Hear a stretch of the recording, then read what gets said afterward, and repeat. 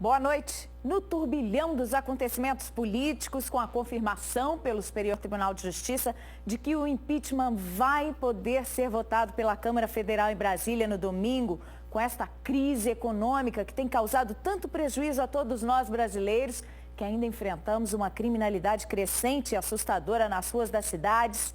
Que tal a notícia da cura de um câncer para encerrar esta semana? Pois olha, ela veio para a família da Laisla, de Divinópolis, que estava à espera de um milagre na operação pela qual ela ia passar nesta semana para tirar um tumor do cérebro, como mostramos nessa quarta. Ia passar, porque o tumor sumiu. Em fevereiro deste ano, Laisla sofreu uma convulsão e, após passar por uma ressonância, descobriu que estava com um tumor na cabeça. Depois de enfrentar 3 cânceres ao longo de 6 anos, ficar em coma por 46 dias e perder os movimentos do corpo, a notícia do novo tumor foi mais um baque. A cirurgia da Laisla estava marcada para quarta-feira dessa semana. Quando ela chegou ao hospital para fazer o procedimento, as plaquetas estavam muito baixas e seria preciso fazer uma transfusão. O médico resolveu então pedir uma nova tomografia. Foi aí que veio a surpresa. Ele falou que tinha 2 notícias, uma boa e uma ruim.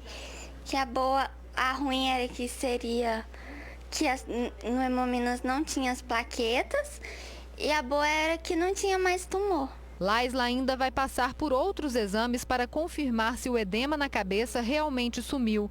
Para a mãe da jovem, só a fé pode explicar o que aconteceu. Eu falei com ele que eu estava esperando um milagre e que o milagre ia acontecer, que a hora que ele abrisse a cabeça dela não ia ter nada, só que não precisou nem abrir. Foi acontecendo muitas coisas para ser coincidência. Primeiro foi a cirurgia que demorou 1 mês e meio para autorizar. Depois, quando autorizou, o médico estava viajando num congresso.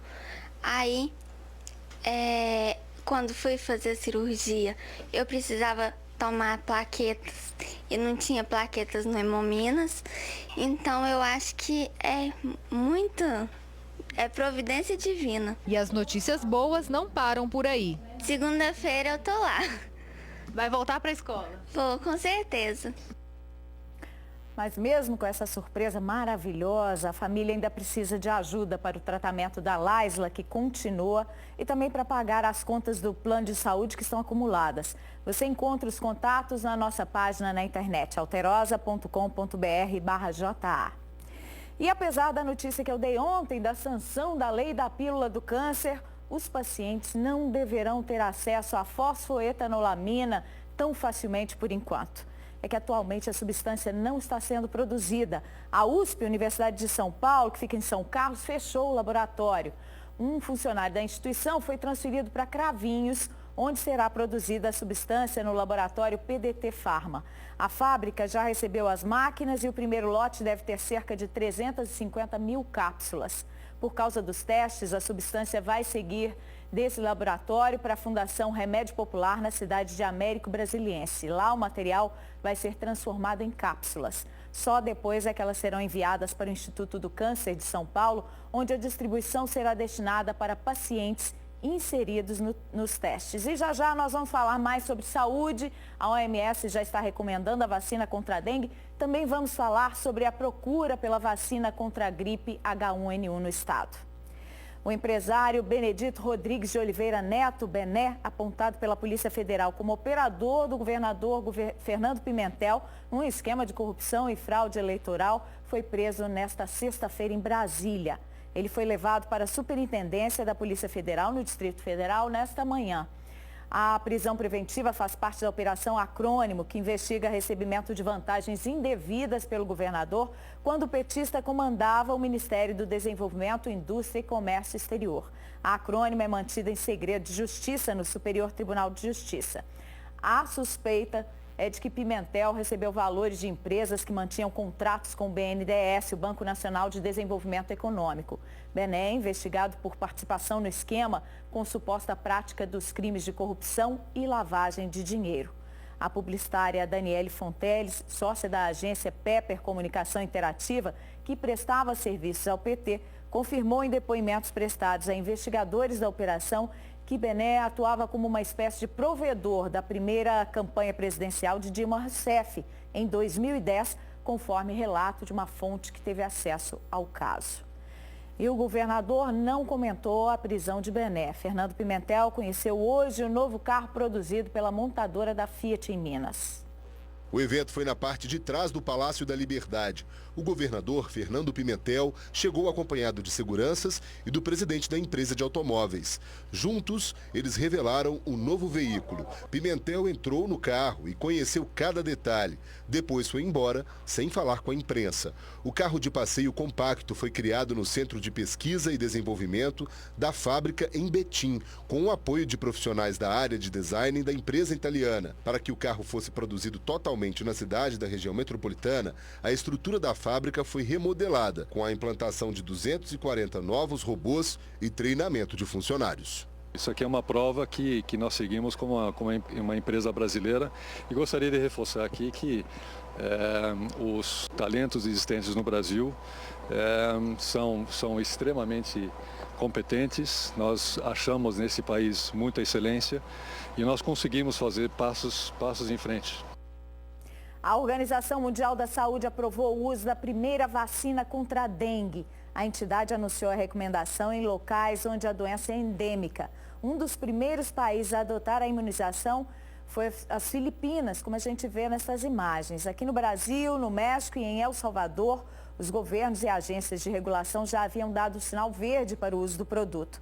Mas a Organização Mundial de Saúde reforça que a vacina deve ser usada apenas em locais onde existe uma alta taxa de transmissão da dengue e com surtos recorrentes. A dengue infecta quase 400 milhões de pessoas ao ano no mundo todo. E 4 pessoas já morreram neste ano por complicações do vírus H1N1 em Minas. Por causa das ocorrências que preocupam principalmente os grupos de risco, 2 cidades do estado já anteciparam a campanha de vacinação contra a gripe, prevista oficialmente para começar no dia 30 de abril. O que muita gente se pergunta é por que o programa de imunização não foi antecipado também em locais onde há registros da doença.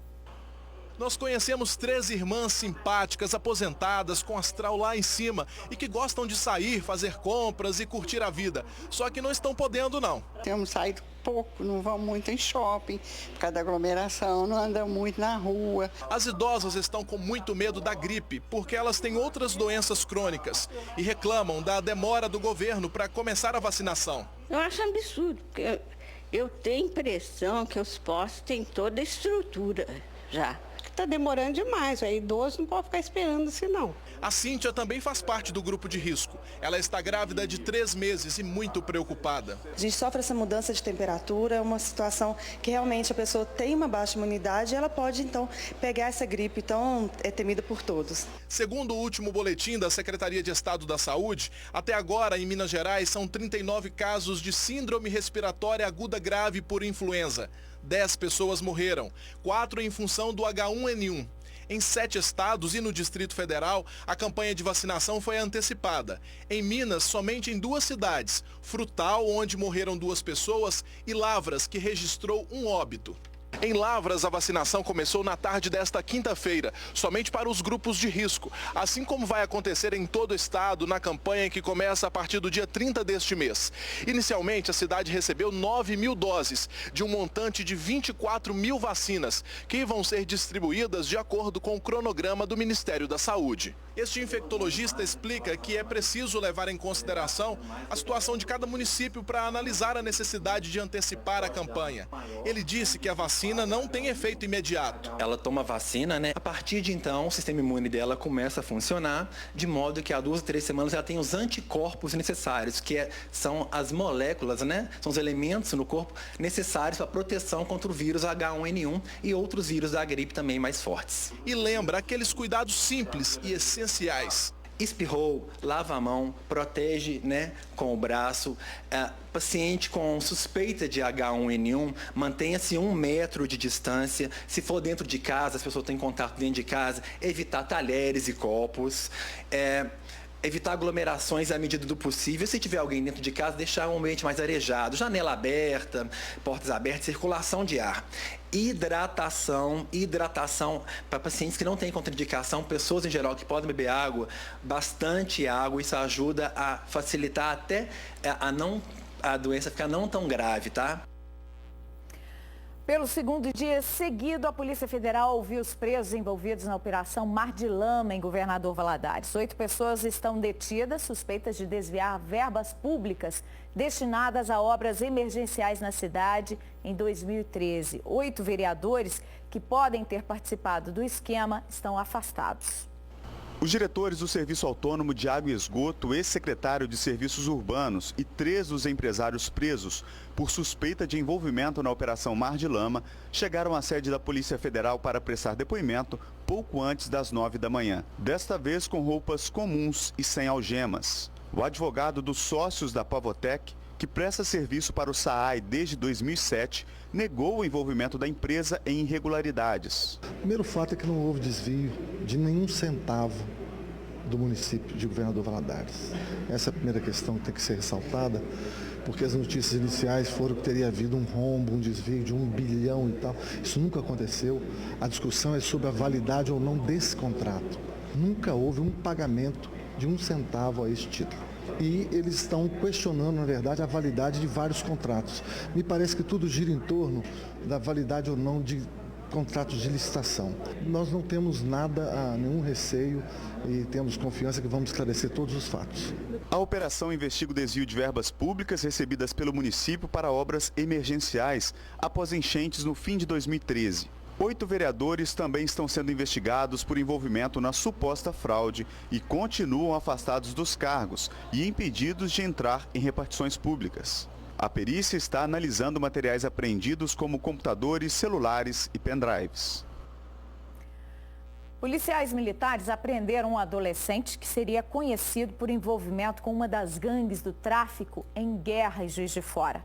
A juíza que cuida do caso de vários desses jovens envolvidos com o crime fala sobre essa realidade que tira vidas mal começadas com uma frequência assustadora. Matou de uma turma, daí a 2, 3 dias mata o outro da outra turma. Muito sério. Toda semana eu mando arquivar processo porque o menino morreu. Essas foram as palavras da juíza da Vara da Infância e da Juventude depois que um adolescente de 17 anos foi apreendido pela Polícia Militar. Nós estávamos fazendo patrulhamento no bairro Vila Esperança, avistamos um menor que levou a mão na cintura. Ao perceber a presença da PM, ele correu em direção a um beco, foi perseguido pela nossa equipe, dispensou a arma de fogo, jogando a arma num telhado de uma casa e se escondeu dentro de uma outra casa. Ele foi localizado no interior dessa casa, escondido debaixo da cama e depois a arma localizada. Ele é conhecido das equipes aqui por estar envolvido em alguns crimes lá na região da Vila Esperança. Além do revólver .32, a polícia apreendeu 6 munições, uma bucha de maconha e R$50. O garoto afirmou aos policiais que estava indo vingar a morte de outro jovem, de 22 anos, que foi baleado na tarde de ontem dentro de uma padaria em Benfica. O rapaz que morreu levou tiros na cabeça e na barriga. O adolescente conversou com a nossa equipe e admitiu que comprou a arma por R$1.200 em Eubank da Câmara. Ele já esteve internado por 2 vezes aqui no Centro Socioeducativo de Juiz de Fora, as 2 por homicídio. Agora, por ter fugido, ele vai cumprir o resto da internação em Belo Horizonte. Um ou outro é que evade. Normalmente é esse que a gente não está conseguindo reverter ainda. É feito um trabalho. Ele vai se aprimorando, ele vai se fortalecendo, tá? Mas se ele vai em casa, encontra alguma coisa que contraria tudo que a gente ensinou, é mais fácil, né? É mais atrativo, né? Realidade triste dessa nossa juventude. Em Belo Horizonte, parentes do jovem que foi morto por espancamento na porta de uma boate em Contagem há uma semana fizeram uma manifestação nessa tarde. 2 policiais militares são suspeitos do crime. A revolta dos amigos de Cristiano está estampada nas faixas que eles fizeram questão de mostrar a todos os motoristas que passavam pelo local. Não pode ficar desse jeito que tá. Não é só 15 minutos que aconteceu uma tragédia, né? que fique por isso. Queremos muito mais que isso. Com camisas e balões brancos, amigos e parentes fizeram uma manifestação por justiça. Eles querem que os militares que foram flagrados agredindo o Cristiano até a morte sejam exonerados. Mas eu fico feliz de saber que ele era um rapaz amado. Ele era amado, carinhoso com todo mundo, né? Afetuoso com todo mundo. Então, por isso faz com que a gente não pode deixar passar impunidade. Que justiça seja feita, sabe? E que esse terceiro que está para aparecer tem que aparecer porque vai só piorar a situação dele. Cristiano Guimarães Nascimento, de 22 anos, foi morto depois de uma briga na porta desta boate em Contagem. O jovem foi espancado até a morte por 2 policiais militares que também frequentavam a casa de shows. Jonatas Elvis do Carmo, de 27 anos, e Jonas Moreira Matias, de 28, que são lotados no batalhão Rotan, foram indiciados por homicídio qualificado pela Polícia Civil. Eles continuam detidos na PM. Já um terceiro envolvido na confusão ainda está foragido. O protesto seguiu pelas principais ruas da capital.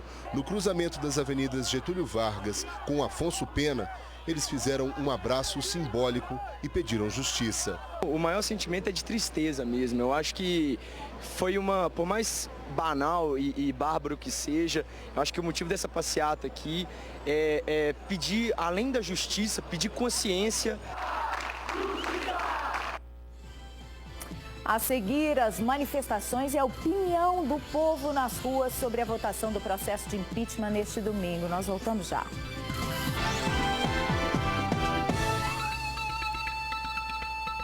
Domingo é dia da votação do pedido de impeachment da presidente Dilma na Câmara Federal em Brasília. Nossa equipe foi às ruas para saber a opinião da população sobre este acontecimento histórico que pode mudar o cenário político do nosso país.